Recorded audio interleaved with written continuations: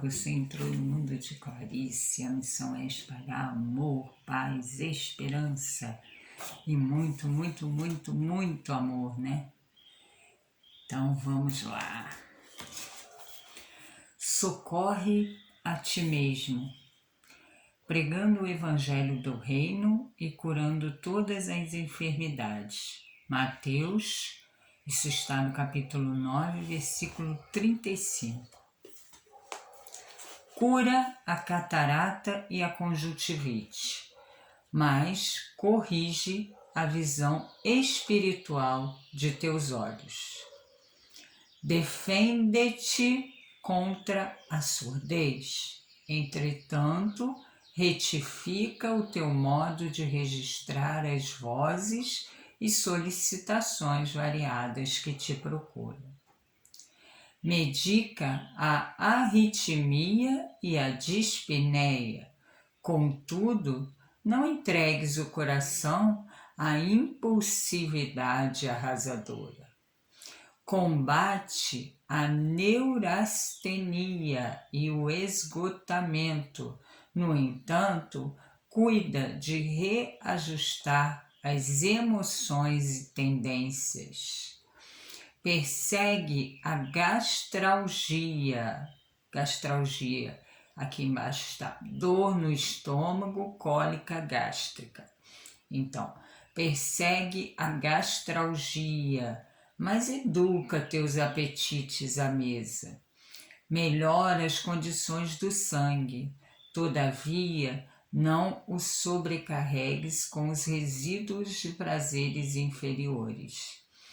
Guerreia a hepatite, entretanto, livra o fígado dos excessos em que te comprazes. Remove os perigos da uremia. A uremia é o conjunto de sintomas que indicam o acúmulo no sangue de substâncias tóxicas que normalmente são eliminadas pelos rins na urina. Então, remove os perigos da uremia, contudo, não sufoque os rins com os venenos de taças brilhantes. Desloca o reumatismo dos membros, reparando, porém, o que fazes com teus pés, braços e mãos. Sana os desacertos cerebrais que te ameaçam. Todavia, aprende a guardar a mente no idealismo superior e nos atos nobres. Consagra-te à própria cura, mas não esqueças a pregação do reino divino aos teus órgãos. Eles são vivos e educáveis. Sem que teu pensamento se purifique e sem que a tua vontade comande o barco do organismo para o bem, a intervenção dos remédios humanos não passará de medida em trânsito para a inutilidade. Profundo, hein? A lição é 51, socorre a ti mesmo. O livro é O Pão Nosso, de Chico Xavier, pelo Espírito Emmanuel. E a gente nem tem muito o que comentar, né? Na verdade, assim, eu só vou fazer alguns... complementar aqui com a minha experiência, né? Em relação a tudo isso. Na primeira, né, é aquela questão que a gente sempre fala, né? Os olhos de ver. Cura a catarata e a conjuntivite, mas corrige a visão espiritual de teus olhos. Então, é aquela história dos olhos de ver, né? E aí logo vem, defende-te contra a surdez, entretanto retifica o teu modo de registrar as vozes e solicitações variadas que te procuram. Olhos de ver, já começa por aí, olhos de ver, ouvidos de ouvir, né? O que eu estou querendo enxergar, o que que eu estou ouvindo? Isso é muito sério, né? Eu estou ouvindo aquela pessoa que chega para me falar, né? Às vezes ela nem fala o problema, mas o jeito dela falar com você, você percebe que tem alguma coisa, e aí você dá uma atençãozinha especial, né? Tem um reflexo aqui. E a mesma coisa os olhos, né? É a questão do que a gente quer enxergar. Essa questão do Covid está mostrando muito isso, né, gente? O que as pessoas enxergam, o que cada uma enxerga, o que cada um quer ver. Quer dizer, os olhos de ver de cada um. Isso aí já mostra que a gente evolui de acordo com o que a gente quer enxergar e do que a gente quer ouvir, né? E o que a gente aplica no nosso dia a dia. E aí vem, medica a arritmia de dispneia, contudo, não entregues o coração à impulsividade arrasadora. Ou seja, aquilo que eu sempre falo aqui, né? Não adianta a gente pedir para nos livrar do mal se a gente está ali no caminho, né? Que não vai ser legal. Então, assim, isso é muito importante. Não adianta eu pedir para o meu coração melhorar se eu continuo fumando, fazendo as coisas que o meu coração não gostaria, que não seria bom para ele, né? É aquela história, gente. Eu posso tudo, né? Tudo me é lícito, mas nem tudo me convém. Eu posso tudo, mas nem tudo é bom para mim, é bom para o meu corpo. É simples assim, né? Combate a neurastemia e o esgotamento, no entanto, cuida de reajustar as emoções e tendências, né? A mesma coisa. Aí a gente fala, ai, dor no estômago, me ajuda, toma remédio e educa teus apetites à mesa. Simples assim, né? Vê o que tu tá comendo, vê como você está se alimentando. Não vai adiantar se encher de remédios para as cólicas gástricas, por estômago, né? Se você não está se cuidando, alimentando, né? Se alimentando saudavelmente. Melhora as condições do sangue, todavia não o sobrecarregues com os resíduos de prazeres inferiores. É bem por aí, né? Às vezes, a gente quer mais que tudo, né? Que o mundo exploda em zoação. Eu tô falando porque já aconteceu comigo, entendeu? Eu passei um ano, que foi logo um pouquinho antes da minha gravidez, eu brinco que era a minha despedida, e eu despedi assim com chave de ouro. Aí o que acontece? Eu fiz tudo isso que está escrito aqui para não fazer. Eu chegava em casa, verãozão, né, no Rio, Copacabana, e aí eu na verdade, assim, já não morava mais lá, mas ficava direto lá, né? E aí eu simplesmente acordava, ia pra praia, comia alguma coisa, voltava, saía, ia pra zoação, enfim, eu fiquei 2 ou 3 meses direto fazendo isso. Sambódromo, desfilei, nossa, fiz tudo. Tudo que eu podia, eu fiz. Só que pouco eu dormia, me alimentava muito mal e bebia horrores, né? E ficava o dia inteiro na zoação e imagina, né, o que era. E aí, né, graças a Papai do Céu, que eu falo isso, né, eu tive aquela doença auxílio, né? Que é aquela doença que vai te mostrar que você não está no caminho legal. Eu tive tuberculose. E aí eu percebi que o que eu estava fazendo com o meu corpo, com a minha vida, não estava legal. Mas eu sofri muito. Nossa, olha, eu guerriei. A tuberculose para mim foi muito pior do que a químio e a rádio, na quimioterapia e na radioterapia. A tuberculose foi muito pior. E aí eu guerriei, aí eu consegui, eu melhorei. E aí eu falei, eu não vou mais ficar nessa vida, né? Então eu passei a ir saindo daquilo tudo que não me fazia bem. Ainda fiquei um tempo e tal, mas aí o que aconteceu? Fiquei grávida. Logo depois eu fiquei grávida. E aí eu não queria ser mãe. Nunca quis. Só que quando eu perdi, aí eu perdi. Quando eu perdi, eu senti, caramba, eu quero ser mãe. Mas continuei, né, naquela vida e tal, de vez em quando eu saía, zoava.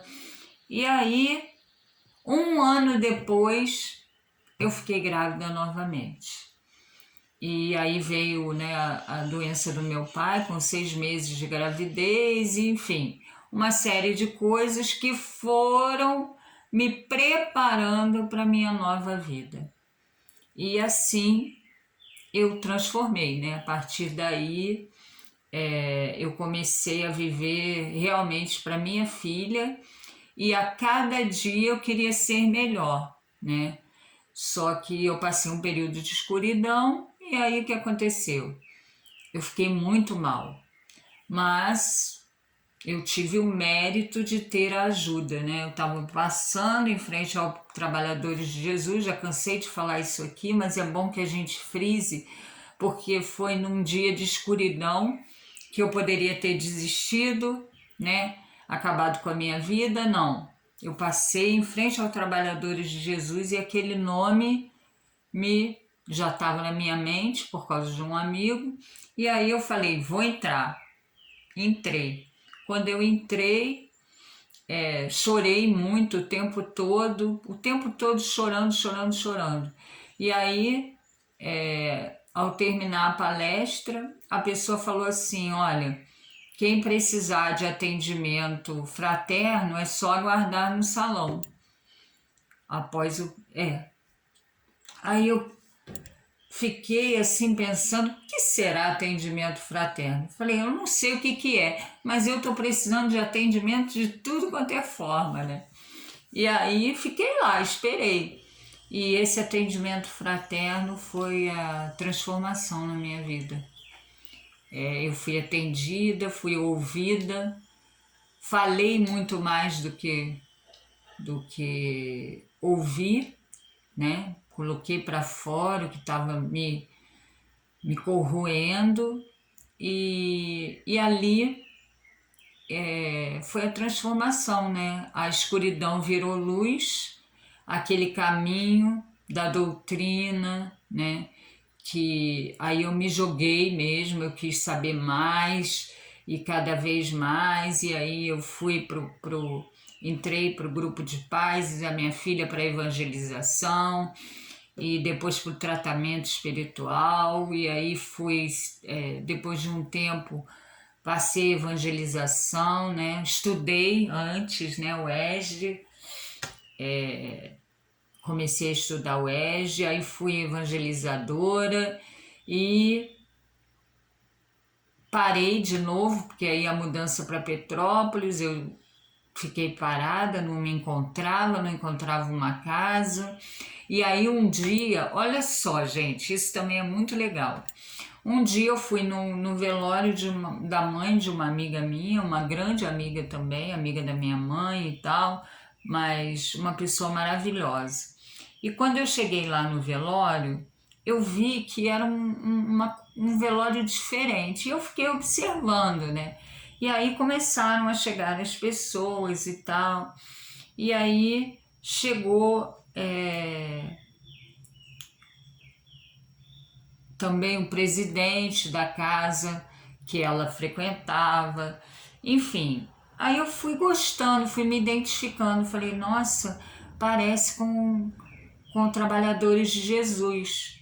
E aí eu fiquei observando e tal. E na hora de voltar, quando eu cheguei no ponto de ônibus, tinha uma pessoa que estava lá no enterro comigo. E o velório foi lindo, teve, sabe, música, assim, foi muito legal, muito diferente. E aí, quando eu voltei, eu cheguei no ponto do ônibus, tinha uma pessoa que estava lá no velório, e aí ela falou, aí a gente começou a conversar e ela me falou que ela estudava o ESG na UMEP, que era a casa que estava todo mundo lá, que essa minha amiga, a mãe da minha amiga, frequentava, e minha amiga também. Aí eu fiquei pensando, aí ela falou assim, olha, vai começar depois do carnaval. Aí eu falei assim, ah, tá bom. Aí ela, ó, fica de olho que tem as inscrições. Aí eu, tá bom. Aí eu já, na hora que eu cheguei em casa, já fui lá na casa, já me coloquei no site e logo que abriram as inscrições eu me inscrevi, fui, comecei o ESG lá e resolvi voltar e era para eu estar mais adiantada, mas na hora que me perguntaram eu falei, não, eu quero fazer o 2. E aí eu voltei para o livro 2 que eu já tinha feito, e foi muito legal, porque aí eu conheci essa turma, né, que é a minha turma hoje, e aí pronto, preencheu aquela parte que estava faltando na minha vida de novo. Achamos uma casa querida e hoje tudo maravilhoso novamente, né? Então, assim, é muito importante a gente frisar como a escuridão pode levar à luz, né? Então, assim, estava falando aqui, mas nada melhor do que a prática, né, gente, para ajudar a comentar. Aí fala da hepatite, mas livra o fígado dos excessos, né? Remove os perigos da uremia, que é o dos rins, contudo, não sufoque os rins com os venenos das taças brilhantes. Desloca o reumatismo dos membros, reparando, porém, o que fazes com teus pés, braços e mãos. Sana os desacertos cerebrais que te ameaçam, todavia aprende a guardar a mente no idealismo superior. É aquilo, né? O alimento espiritual. O que você está dando para a tua mente? Eu sempre falo também, né? As leituras edificantes, os estudos, as palestras, né? O que você assiste, enfim, tudo que você lê, né? Consagra-te a tua própria cura, mas não esqueças a pregação do reino divino aos teus órgãos. Eles são vivos e educáveis. Adorei isso, gente. Eles são vivos e educáveis, sem que teu pensamento se purifique e sem que a tua vontade comande o barco do organismo para o bem, a intervenção dos remédios humanos não passará de medida em trânsito para a inutilidade. E aí a gente vem com aquela questão do esforço, né? Quando eu fiz quimioterapia, eu aprendi uma frase que eu não sei de quem é, mas eu aprendi uma frase que falava: se houver 1% de chance, tem que haver, deve haver 100% de esforço. Pum, isso entrou em mim. Eu sabia que nada aconteceria se eu não quisesse, se eu não me esforçasse para aquilo. E então é muito importante o esforço. A gente, quando tem uma pessoa que a gente gosta muito, a pessoa está nas drogas, enfim, no álcool, e aí a gente faz prece para a pessoa, faz. Só que chega a um ponto que não acontece mais nada. Ela vai se abrindo para aquilo, mas chega a um ponto que ela precisa fazer alguma coisa, precisa do esforço dela, porque ela é a responsável pela vida dela. Então isso é muito legal. O que você pensa, o que você faz, o que você tem vontade, tudo começa no seu pensamento, né? Mas para chegar à ação, você precisa se esforçar, né? Então, isso é muito sério, tá? O teu esforço é igual na reforma íntima, né? Quando você quer se melhorar, você enxerga que alguma coisa não está legal e aí você quer se melhorar. Sem o esforço diário, não adianta, não vai acontecer absolutamente nada. Não é milagre, é esforço, esforço diário. É difícil, doloroso, mas a gente aprende a lidar com isso.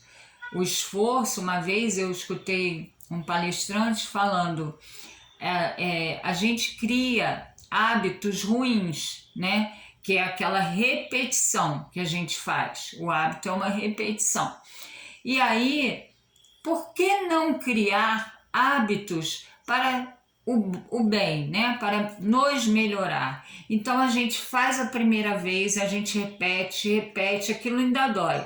Vai repetindo, até que já faz um pouquinho melhor sem aquela dor. E aí a gente começa a fazer já de uma forma rotineira que talvez nem vá doer, né? Isso é a gente educar, né? A gente se educar para o esforço. Então, assim, é muito legal isso. Se a gente se esforça o tempo todo, passa a virar rotina aquilo ali. É igual assim, eu quero ser a minha meta, né? Como já falei aqui várias vezes, é a mansidão, né? Mansa, pacífica, que eu sou na maior parte das vezes, mas naquele dia a dia com a filhota, né, ainda tem aquele momento que as minhas feras, né, vão e eu grito, enfim, aquelas coisas. E é isso que eu estou perseguindo. Então, assim, o que acontece? É difícil, nossa, tem horas que, né, você acha que você tem que dar aquele grito, mas agora eu já consigo falar uma vez e aí eu já fecho os olhos, já peço para me acalmar, para me tranquilizar. Por quê?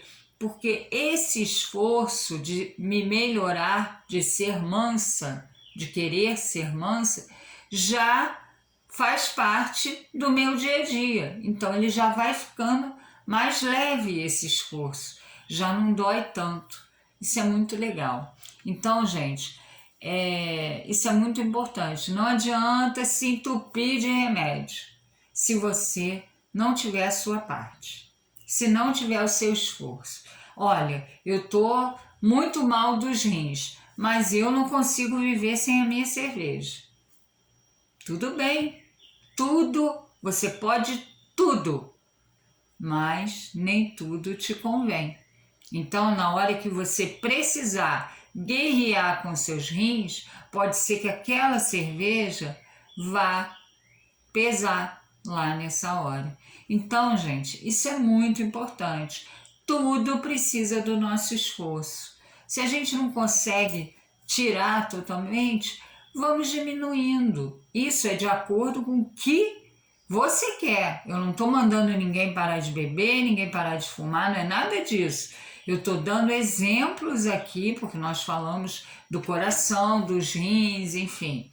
Então, assim, eu estou dando exemplos do que é o esforço, do que é essa questão da gente querer ser melhor, da gente querer estar melhor, que é essa frase aqui que fala, né? Os nossos órgãos são vivos e educáveis. Sem que teu pensamento se purifique e sem que a tua vontade comande o barco do organismo para o bem, a intervenção dos remédios humanos não passará de medida em trânsito para a inutilidade. Não precisa tomar remédio. porque você não se esforça. Para que vai tomar remédio? Ah, estou tomando remédio para emagrecer. Só que eu como uma quantidade de hambúrguer, de comida, enfim. Então, não adianta. O remédio só vai te fazer mal, porque não vai conseguir o objetivo. Então, isso é muito importante. Vamos pensar no nosso esforço. A gente quer aquilo ali, a gente persegue aquilo ali, a gente está mal, a gente precisa daquilo para ter saúde, então precisa de esforço. Não adianta cruzar o braço, rezar e achar que vai vir um milagre, porque não vem. Isso aí é esforço. 1% de chance, 100% de esforço. Leva isso para a tua vida, porque foi isso que eu levei para mim. Quando eu fiz químio, rádio, eu descobri e aí levei isso para a minha vida. Tudo requer o nosso esforço. Se a gente notar, é diariamente, mas também tem a parte boa. Quando a gente se esforça, a gente vê que as coisas vêm. Isso é muito legal. Quando a gente começa a se esforçar, a gente vê que as coisas acontecem sim. Por quê? Porque precisa disso, precisa que a gente mostre que quer mudar, né? Que a gente faça aquele esforço de já não querer mais aquelas coisas que eu posso, né? E assim a gente vai de acordo. Mas nada, gente, radical. Tudo vem, né, ao seu tempo. É o tempo de despertar. Só que, é como a gente já falou aqui, cada um tem o seu tempo de despertar. Só que quanto mais você demora para despertar, mais o teu organismo está sofrendo com isso, né? Então isso é muito importante. Um beijo, bom dia, e missão no mundo de Clarice é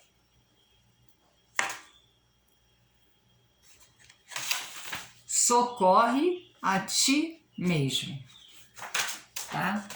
Pensa nisso, tudo que a gente falou aqui, no teu esforço para ser melhor, ser mais saudável, enfim, o que você estiver procurando. Bom dia, amores, beijos, muito amor. Ai, obrigado, mais um inscrito, valeu.